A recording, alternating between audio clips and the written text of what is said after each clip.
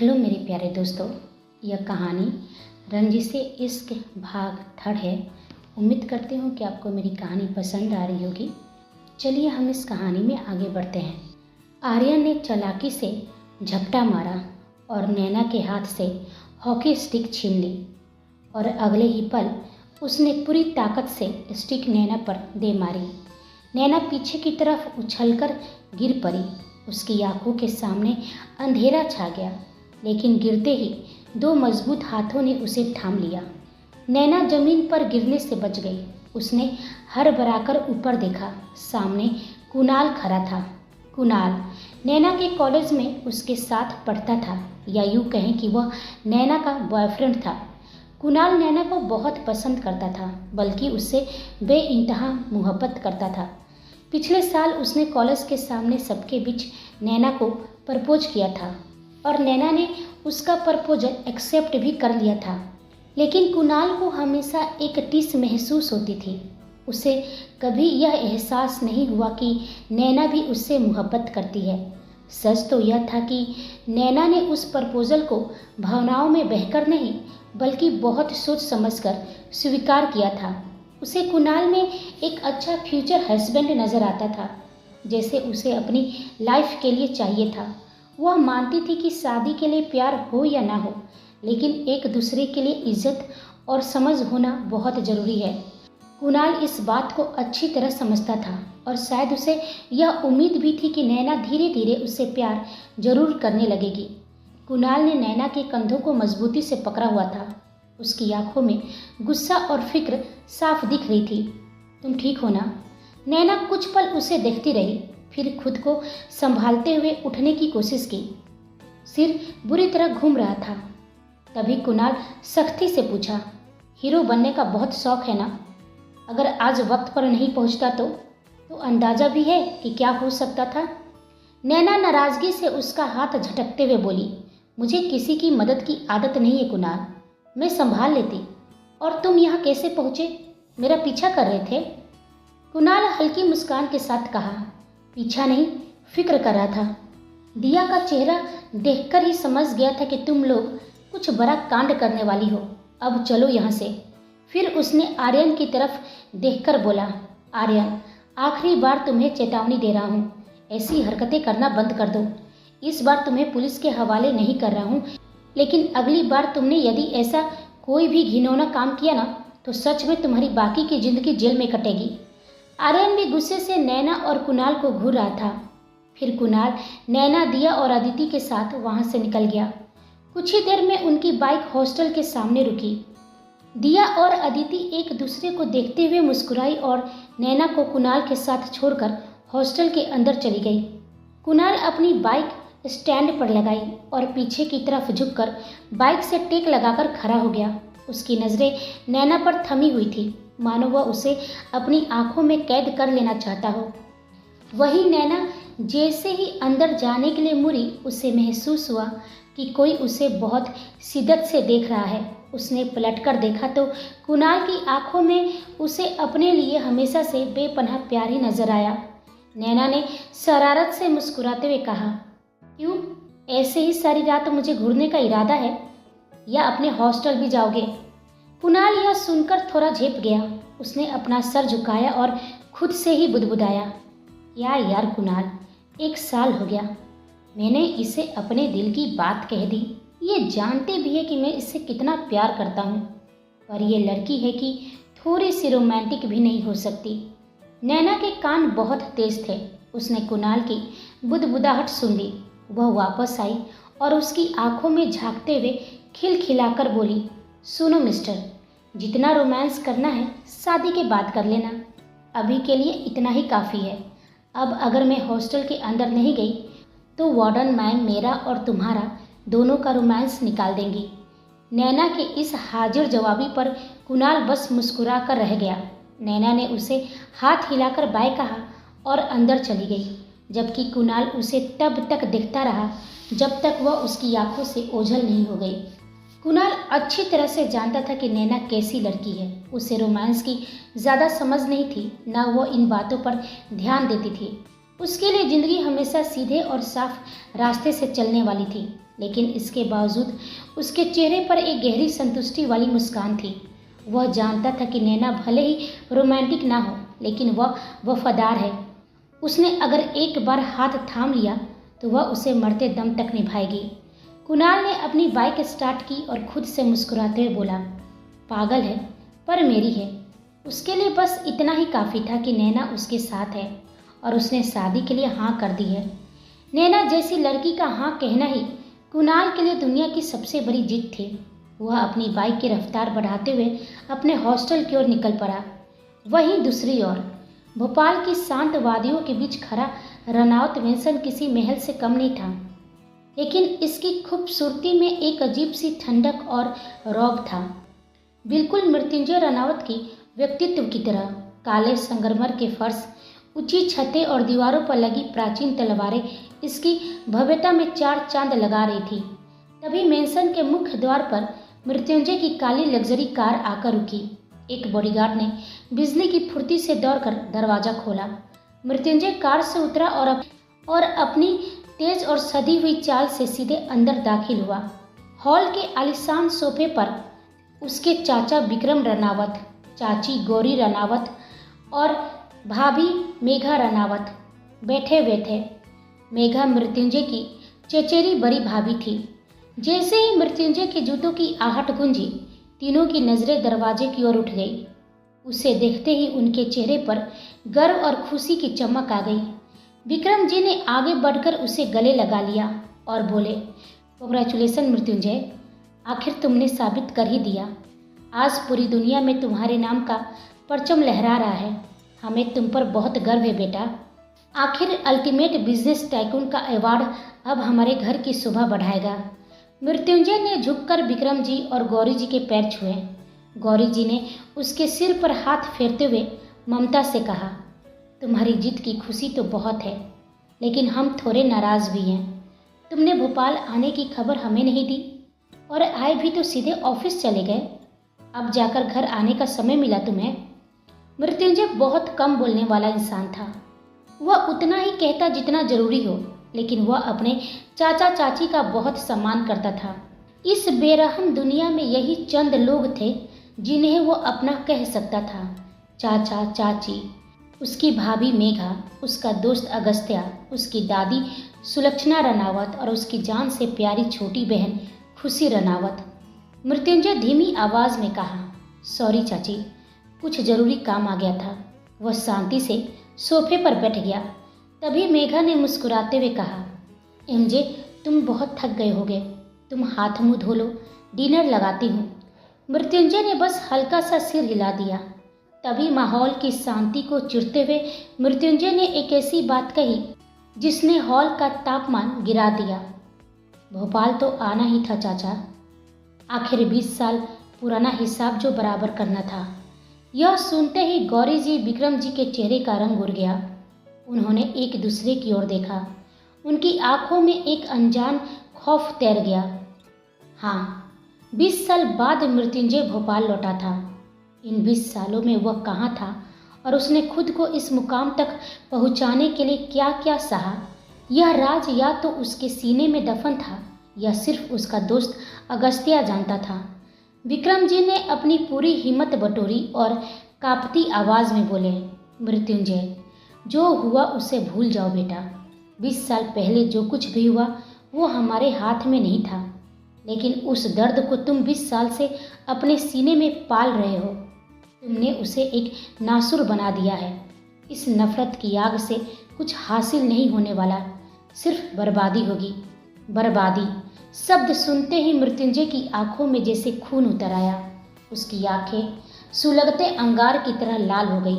उसने अपने दांत भींचते हुए कहा, उसकी आवाज़ में एक हिंसक गहराई थी, बर्बाद तो अब रघुवंशी होंगे चाचू, और ऐसी मिसाल बनेंगे कि उनकी बर्बादी की कहानी इतिहास के पन्नों में लिखी जाएगी। शुरुआत तो मैंने कल ही कर दी है। वह अपनी जगह से खड़ा हुआ और एक एक शब्द पर जोर देते हुए बोला, आप कहते हैं 20 साल पहले का दर्द भूल जाऊं। वह दर्द अब नासुर नहीं, एक ऐसा जहर बन चुका है जो हर पल हर दिन रघुवंशियों की रगों में उतरेगा। मैं कुछ नहीं भूला हूँ, इन 20 सालों में हर एक सेकेंड वह मंजर मेरी आंखों के सामने नाचता रहा है। दर्द, तकलीफ और वह घटिया धोखा क्या होता है, ये अब उन रघुवंशियों को पता चलेगा। गौरी जी की आंखें भर आई थी। उन्होंने रुंधे हुए गले से कहा, मृत्युंजय, तुम उस आग से एक बार जलकर गुजर चुके हो बेटा। भगवान के वास्ते भूल जाओ वह पुरानी बातें। क्यों भूल जाए वो सारी बातें? तभी एक तेज करकदार आवाज़ पूरे हॉल में बिजली की तरह गूंज उठी। सबकी गर्दनें उस दिशा में घूम गई जहां से वो आवाज़ आई थी। सीढ़ियों से सुलक्षणा रनावत नीचे उतर रही थी। जैसा रौबदार नाम वैसा ही उनका व्यक्तित्व। इस घर की असली कमान उन्हीं के हाथों में थी और उनकी जान अपने पुत्र मृत्युंजय में बसती थी। मृत्युंजय ने खुद को तुरंत शांत किया और आगे बढ़कर उनके पैर छुए। सुलक्षणा जी की आंखें भर आई थी। आखिर 20 साल का लंबा इंतजार आज खत्म हुआ था। उन्होंने कांपते हाथों से उसका चेहरा थामा और पूछी, कैसा है मेरा बच्चा? महाकाल का आशीर्वाद तो लिया न तुमने? मृत्युंजय सपाट आवाज में कहा, हाँ दादी, भोपाल आने से पहले मैं उज्जैन ही गया था। महाकाल का आशीर्वाद लेकर ही आया हूँ ताकि उन रघुवंशियों की बर्बादी का आगाज कर सकूं। यह सुनते ही सुलक्षणा जी के चेहरे पर एक डरावनी चमक आ गई। वह तल्खी से बोली, उनकी बर्बादी में कोई कसर नहीं छूटनी चाहिए, पर याद रखना वह पृथ्वी रघुवंशी हाथ पर हाथ धरे नहीं बैठेगा। वह बहुत शातिर है, जरूर कोई नई चाल चल रहा होगा। विक्रम जी यह सब सुनकर परेशान हो गए और बोले, माँ, आपको तो इसे समझाना चाहिए था, पर आप तो इसे और उकसा रही हैं। बदले की यह आग हम सबको जला देगी। सुलक्षणा जी का चेहरा गुस्से से तप उठा।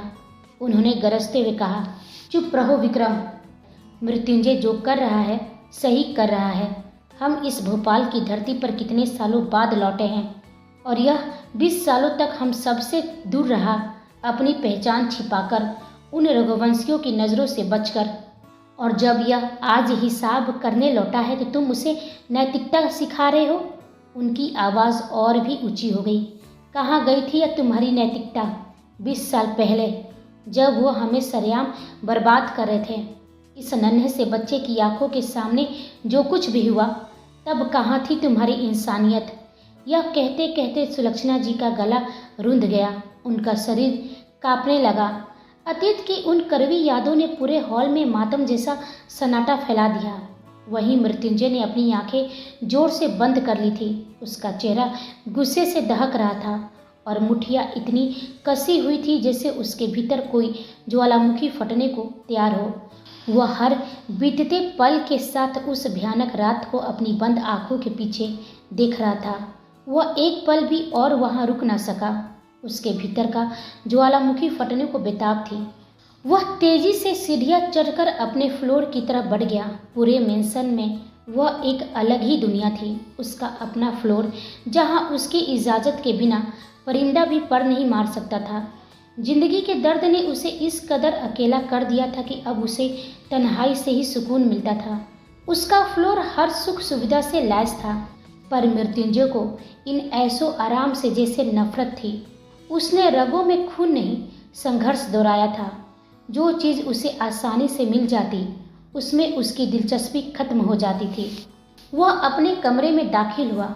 उसका कमरा बिल्कुल उसके जैसा था, गहरा, शांत और रहस्यमयी।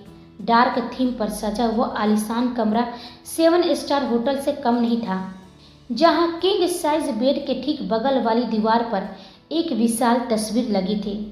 मृत्युंजय उस तस्वीर के सामने जाकर बुत बनकर खड़ा हो गया। तस्वीर में उसके माता पिता और उसकी प्यारी बहन मुस्कुरा रहे थे।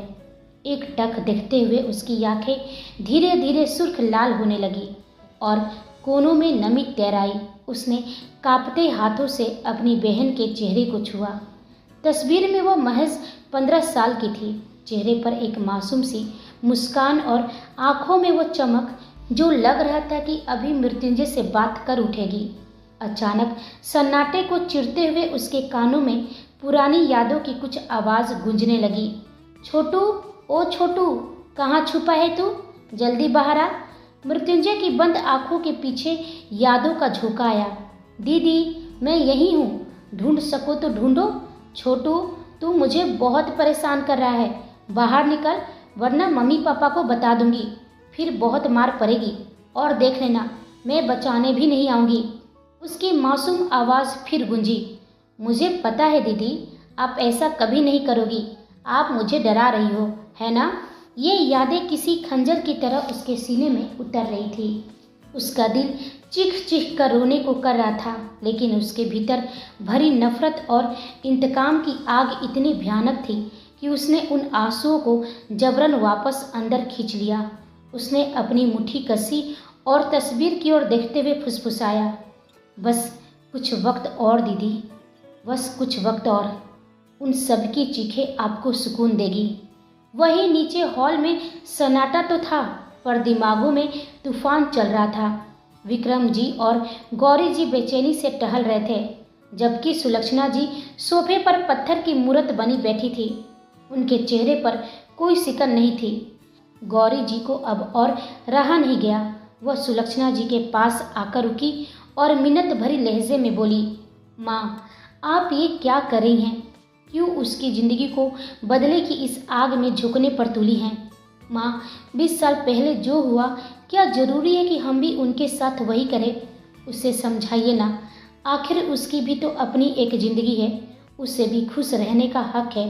गौरी जी की आवाज़ भरा गई। हम नहीं जानते कि वह 20 साल कहाँ था, किन हालातों में था। वह कुछ नहीं बताता, लेकिन उसका चेहरा चीख चीख कर कहता है कि उसने खुद को बहुत अकेला कर लिया है। वह बहुत दर्द से गुजरा है। माँ प्लीज़ हमें एक अच्छी लड़की देखकर उसकी शादी कर देनी चाहिए, ताकि उसकी ज़िंदगी में खुशियाँ लौट सके। सुलक्षणा जी ने अपनी ठंडी और तीखी नज़रों से गौरी जी को घूरा। उनके शब्दों में बर्फ़ जैसी ठंडक थी। तुम्हें क्या लगता है बहू, मैं उसकी खुशी नहीं चाहती? मैं भी चाहती हूँ कि वह बाकी बच्चों की तरह हंसे खेले, अपनी गृहस्थी बसाए, लेकिन जो आग आज उसके दिल में धधक रही है, अगर वह बाहर नहीं निकली तो वह खुद अपनी सुहागरात की सेज पर जलकर मर जाएगा। मैं अपने पोते को घुट घुट कर मरते नहीं देख सकती। उन्होंने अपनी आवाज़ ऊंची करते हुए कहा, ये आग सिर्फ रघुवंशियों की बर्बादी से ही बुझेगी। एक बार हिसाब बराबर हो जाए, फिर सब कुछ नॉर्मल हो जाएगा। विक्रम जी ने एक फीकी और दर्द भरी मुस्कान के साथ अपना सिर झटका और बोले, कैसे नॉर्मल होगा माँ, कैसे? नफरत की आग में सिर्फ दुश्मन नहीं जलता, हम खुद भी भस्म होते हैं। बदले की आग इंसान को तबाह कर देती है। पता नहीं अब वो अगला कदम क्या उठाएगा, उसके उस दिमाग में क्या चल रहा है। पूरे हॉल में फिर से एक अनजाना डर फैल गया। सबको मालूम था कि मृत्युंजय जब शांत होता है तो वह किसी बड़े तूफान की आहट होती है। तभी एक मीठी सी आवाज़ आई, क्या भाई आ गए? एक बेहद मीठी और मासूम आवाज़ पूरे हॉल में गूंजी। सबने पलटकर देखा तो अपनी आंखों को मलती हुई 10 साल की एक नन्ही परी सी बच्ची सीढ़ियों से उतर रही थी। होठों पर शरारती मुस्कुराहट और आंखों में ढेर सारी मासूमियत। यह खुशी थी, विक्रम और गौरी जी की बेटी, जिसे पूरे घर ने पलकों पर बिठाकर रखा था। गौरी जी ने प्यार से पुकारा, उठ गई मेरी गुड़िया, नींद पूरी हो गई तुम्हारी? हाँ मम्मा, नींद तो पूरी हो गई, पर बताइए ना, क्या सच में भाई आ गए हैं? खुशी की आवाज़ में एक अजीब सी बेताबी थी। सुलक्षणा जी ने उसे पास बुलाकर चूम लिया और बोली, हाँ लाडो, तुम्हारे भाई आ गए हैं। आज तुम उन्हें पहली बार अपनी आंखों से देखोगी। अब तक तो बस उनकी आवाज़ ही सुनी थी ना तुमने। दरअसल जब मृत्युंजय गायब हुआ था तब खुशी का जन्म भी नहीं हुआ था। उसने बिजनेस की दुनिया में अपना साम्राज्य खड़ा कर लिया और खुद को साबित कर दिया। तब जाकर उसने परिवार को बताया था कि वह जिंदा है। तब से खुशी और मृत्युंजय के बीच सिर्फ फ़ोन और वीडियो कॉल्स का ही रिश्ता था। तभी सीढ़ियों से उतरते हुए मृत्युंजय की कदमों की आहट सुनाई दी। जैसे ही खुशी की नज़र उस लंबे, रौबदार और गंभीर शख्स पर पड़ी, वह चहक उठी। वह खुश होकर बोली, भाई। वहीं मृत्युंजय की नज़र जैसे ही खुशी पर पड़ी, उसके पत्थर जैसे चेहरे पर एक बेहद मीठी और दुर्लभ मुस्कान आ गई। वह अक्सर हंसता नहीं था, लेकिन जब वह मुस्कुराता था तो वह मंजर कयामत से कम नहीं लगता था। खुशी दौड़कर आई और उसके गले से लिपट गई। भाई, आप तो दिखने में बहुत ही स्मार्ट है। मेरी दोस्त आपको देखेंगी ना तो जल जाएंगी। मृत्युंजय ने उसे अपनी मजबूत बाहों में उठाकर गोद में ले लिया। वह उसे बस निहारता रह गया। उसे खुशी के इस नन्हे से चेहरे में अपनी वही 15 साल की बहन दिखाई दे रही थी। वह खुशी को सिर्फ अपनी चचेरी बहन नहीं बल्कि अपनी रूह का हिस्सा मानता था। तभी खुशी ने चहकते हुए कहा, क्यों छोटू, सही कह रही हो ना मैं? जैसे ही खुशी के मुंह से वह छोटू शब्द निकला, मृत्युंजय के शरीर में एक सिहरन दौड़ गई। उसकी आंखों में एकदम से पानी भर आया और उसने बिना कुछ कहे खुशी को कसकर अपने सीने से लगा लिया। उसके हाथ कांप रहे थे, सांसें भारी हो गई थी। यह देखकर हॉल में खड़े सुलक्षणा जी, विक्रम जी, गौरी और मेघा की आंखें भी भर आई। वे सब जानते थे कि छोटू सिर्फ एक नाम नहीं था, बल्कि वह दर्द का रिश्ता था जो मृत्युंजय की बहन उसे बुलाकर दिया करती थी। खुशी की इस एक आवाज़ ने मृत्युंजय को एक पल के लिए उसे 20 साल पुराने अतीत में पहुंचा दिया था, जहां वह अपनी बहन का लाडला छोटू हुआ करता था। सुबह की सुनहरी धूप भोपाल की फिजाओं में बिखरी हुई थी, जो एक नई कहानी के आगाज की गवाह बन रही थी। रघुवंशी विला का विशाल डाइनिंग हॉल आज भी उसी अनुशासन में था। डाइनिंग टेबल की हेड चेयर पर पृथ्वी रघुवंशी बैठे थे, जिनका चेहरा किसी चट्टान की तरह शांत और सख्त था। वहीं रणविजय जी, सौर और वीर अपनी अपनी कुर्सियों पर थे, जबकि मीरा, काव्या और त्रिशा सबको खाना परोस रही थी। सन्नाटे को तोड़ते हुए पृथ्वी रघुवंशी की भारी आवाज़ गूंजी, वीर, नैना और नायरा के लौटने का वक्त आ गया है। उनका आखिरी सेमेस्टर कब खत्म हो रहा है? जैसे ही सौर, वीर और काव्या के कानों में यह खबर पड़ी, उनकी आंखों में बिजली जैसी चमक कौंध गई। उन तीनों के चेहरे खुशी से दमकने लगे। वीर और सौर तो जैसे अपनी शुद्ध बुद्धि खो बैठे थे। उन दोनों की जान अपनी इन दो बहनों में बसती थी। वीर ने अपनी उत्साह पर काबू पाते हुए चहककर पूछा, सच में दादाजी, क्या नैना और नायरा सच में भोपाल वापस लौट रही हैं? पृथ्वी जी के चेहरे पर ना कोई सिकन थी, ना कोई मुस्कान। उन्होंने बेहद कैजुअल अंदाज में कहा, हाँ, अब बहुत हो गया। उनकी पढ़ाई भी तो अब पूरी होने को है। अब उन्हें वापस लौट आना चाहिए। उनके शब्द भले ही साधारण थे, लेकिन उनके पीछे छिपा खतरनाक इरादा और असली मकसद क्या था, इसका अंदाजा सौर और वीर को रत्ती भर भी नहीं था। तभी सौर ने जोश में आकर कहा, बस 2-3 दिन दादाजी। मेरी 2 दिन पहले ही नायरा से बात हुई है। वह बता रही थी कि इस हफ्ते उनके फाइनल एग्जाम्स खत्म हो जाएंगे। मैं अभी उसे यह खुशखबरी देता हूँ, वह तो झूम उठेगी। वीर ने भी उत्साह में अपनी बात जोड़ी, और मैं नैना को बताता हूँ दादाजी, आप सोच भी नहीं सकते कि हम कितने खुश हैं। आखिरकार यह 18 साल का लंबा इंतज़ार खत्म हुआ। हमारी बहनें वापस अपने घर लौट रही हैं। जहाँ एक तरफ सौर्य और वीर अपनी बहनों के आने की खुशी में डूबे थे, वहीं दूसरी तरफ रणविजय जी, मीरा और त्रिशा की खामोशी कुछ और ही कह रही थी। उनके चेहरे पर बच्चों की खुशी देखकर एक फीकी मुस्कान तो थी, लेकिन उनकी आंखों में एक ऐसा अनकहा दर्द और खौफ था जिसे वो पूरी दुनिया से छिपा रहे थे। वहीं दूसरी ओर देहरादून का वो प्रिंसिपल ऑफिस इस वक्त किसी अदालत की तरह लग रहा था, जहां हवा में तनाव और गुस्सा भरा हुआ था। एक तरफ आर्यन और उसके 3 दोस्त चेहरे पर पट्टियां बंधी और झूठी लाचारी लिए खड़े थे। दूसरी तरफ नैना, अदिति और दिया खड़ी थी। प्रिंसिपल का चेहरा गुस्से से लाल था। उन्होंने अपनी मेज पर जोर से हाथ पटका और नैना की ओर देखते हुए चीखे, नैना, यह क्या बदतमीजी है? कब छोड़ोगी अपनी यह गुंडागर्दी? यह एक प्रतिष्ठित कॉलेज है, कोई अखाड़ा नहीं जहां तुम जब चाहो हाथ पांव चलाने लगो। तुम्हें कितनी बार वार्निंग देकर छोड़ा गया है, लेकिन तुम सुधरने का नाम ही नहीं लेती। नैना की आंखों में रत्ती भर भी पछतावा नहीं था। वह शांत खड़ी रही, जैसे यह सब उसके लिए मामूली बात हो। प्रिंसिपल हांफते हुए बोले, अब तो हम बस इस बात का इंतज़ार कर रहे हैं कि कब तुम्हारा यह फाइनल सेमेस्टर खत्म हो और कब तुम यहाँ से विदा हो, ताकि यह कॉलेज और हम सब चैन की सांस ले सके। आए दिन तुम्हारी शिकायतें आती हैं। अब बताओ, क्यों मारा इन लड़कों को? क्या जवाब है तुम्हारे पास? नैना ने अपनी नज़रें उठाई और बेहद ठंडे मगर चुभते हुए लहजे में बोली, जवाब, सर अगर ये अपनी हदें नहीं भूलते तो मुझे अपनी ताकत याद दिलाने की ज़रूरत ही नहीं पड़ती। रही बात इन्हें मारने की तो क्या करती, इनकी आरती उतारती। तभी प्रिंसिपल बोले, नैना अपनी जुबान को लगाम दो। नैना आगे कुछ कहने वाली थी। सर यह आर्यन दिया का बॉयफ्रेंड था, इसने उसकी शराफत का नाजायज़ फ़ायदा। कहते कहते वो अचानक चुप हो गई। जैसे ही उसने वीडियो का जिक्र छेड़ना चाहा, बगल में खड़ी दिया ने कांपते हाथों से नैना की कलाई पकड़ ली। दिया की आंखों में गिड़गिड़ाहट थी।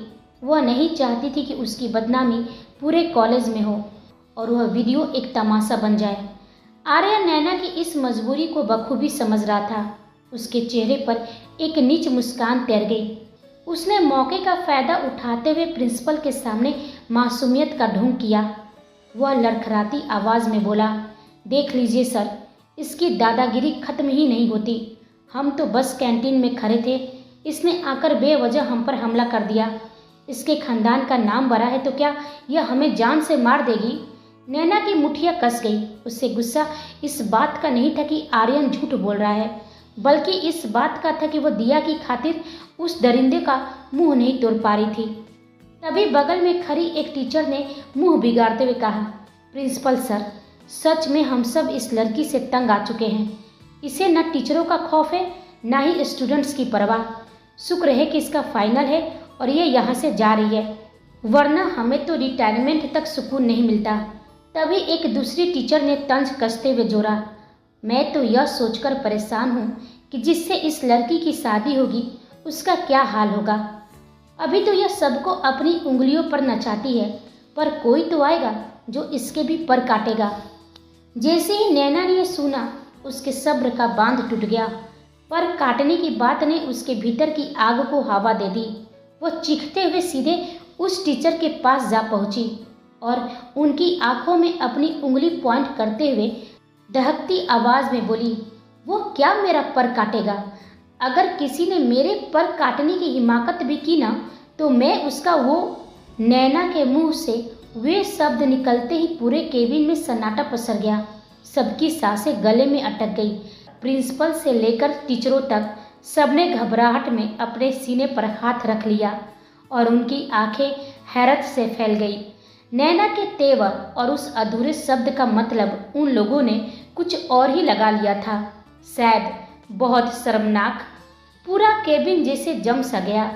नैना ने जब सबकी फटी आंखें और डरे हुए चेहरे को देखा तो उसे एहसास हुआ कि गुस्से के जोश में वह क्या बोलने जा रही थी। उसने तुरंत खुद को संभाला, गले को साफ किया और अपनी बात पूरी करते हुए बोली, तो मैं उसका पैर काट दूंगी। नैना के पैर काटने की बात सुनते ही पूरे स्टाफ ने एक लंबी और गहरी सांस ली।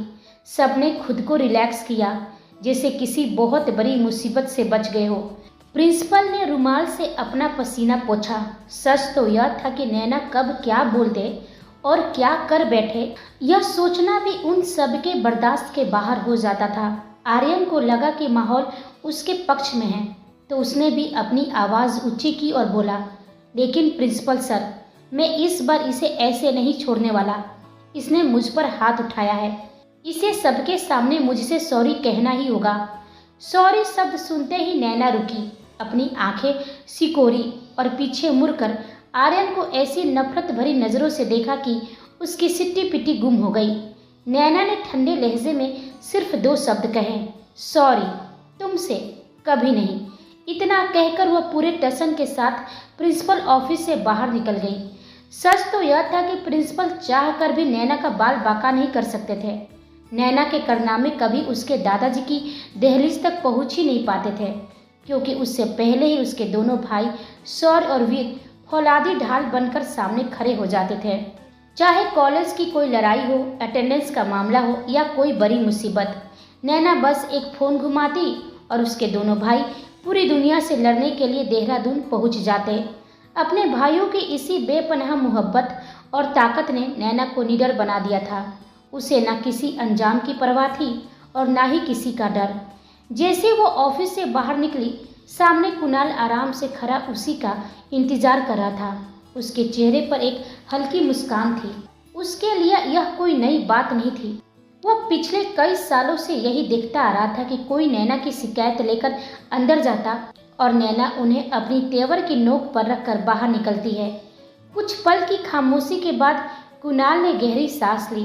नैना की आंखों में झांकते हुए कहा, नैना, 2-3 दिन में हमारे फाइनल एग्जाम्स खत्म हो जाएंगे और उसके बाद तुम हमेशा के लिए भोपाल लौट जाओगी। यह सुनते ही नैना के चेहरे पर एक पल की गंभीरता छा गई। कुणाल ने बात जारी रखी, मैं जानता हूँ कि तुम बहुत खुश हो और मैं भी तुम्हारे लिए बहुत खुश हूँ कि 18 साल बाद तुम आखिरकार अपने घर वापस जा रही हो। लेकिन नैना, तुमने हमारे रिश्ते के बारे में क्या सोचा है? नैना कुणाल के दिल की बेचैनी को साफ समझ रही थी। उसने उसकी ओर देखा और बहुत धीमे लेकिन साफ लहजे में बोली, कुणाल, भोपाल पहुँचते ही मैं मॉम से हमारे बारे में बात करूँगी। देखो, तुम मुझे अच्छी तरह से जानते हो, मैं जज्बात में बहकर फैसला लेने वाली लड़की नहीं हूँ। मैंने तुम्हारा प्रपोजल इसलिए एक्सेप्ट किया था क्योंकि हम एक दूसरे को समझते हैं। हमारे बीच एक आपसी समझ है, एक दूसरे के लिए रिस्पेक्ट है। सच कहूँ तो मुझे तुमसे बेहतर जीवन साथी कोई और नहीं मिल सकता है। उसने कुणाल की घबराहट कम करते हुए आगे कहा, इसलिए प्लीज़ यह मत सोचना कि मैं तुम्हें लेकर गंभीर नहीं हूँ। मैं चाहती हूँ कि हम इस रिश्ते को नाम दें। मैं घर पर बात करूँगी और उसके बाद तुम अपने मम्मी पापा के साथ मेरे घर हाथ मांगने आना। नैना ने कुणाल का हाथ हल्का सा दबाते हुए कहा, एक बात याद रखना कुणाल, भले ही मैं आज के ज़माने की लड़की हूँ, लेकिन मेरे दादाजी बहुत ही पुराने ख्यालात और सख्त इंसान हैं। उनकी सोच आज भी आज़ाद नहीं हुई है। वो कभी नहीं झुकेंगे, इसलिए वह मेरा हाथ देने तुम्हारे घर नहीं आने वाले हैं। तुम्हें ही पहल करनी होगी। क्या तुम मेरे लिए इतना कर सकते हो? कुणाल ने नैना की हथेलियों को अपने हाथों में भर लिया, जिससे उसे यकीन दिला रहा हो कि वह हमेशा उसके साथ है। उसने मुस्कुराते हुए कहा, नैना, तुम्हारे लिए मैं कुछ भी कर सकता हूँ। फिर यह तो छोटी सी बात है, मैं ज़रूर आऊँगा, बस तुम्हारे एक फ़ोन का इंतज़ार रहेगा। इतना कहते ही दोनों के चेहरे पर एक मीठी और सुकून भरी मुस्कान तैर गई। उन्हें अंदाज़ा भी नहीं था कि भोपाल की गलियों में उनके लिए कौन सी बिसात बिछाई जा चुकी है। क्या होगा कहानी में आगे? कैसी होगी मृत्युंजय और नैना की पहली मुलाकात? क्या नैना अपने घर वालों को कुणाल के बारे में बताएगी या उससे पहले उसकी ज़िंदगी में आएगी कयामत? यह हम सब जानेंगे अगले भाग में।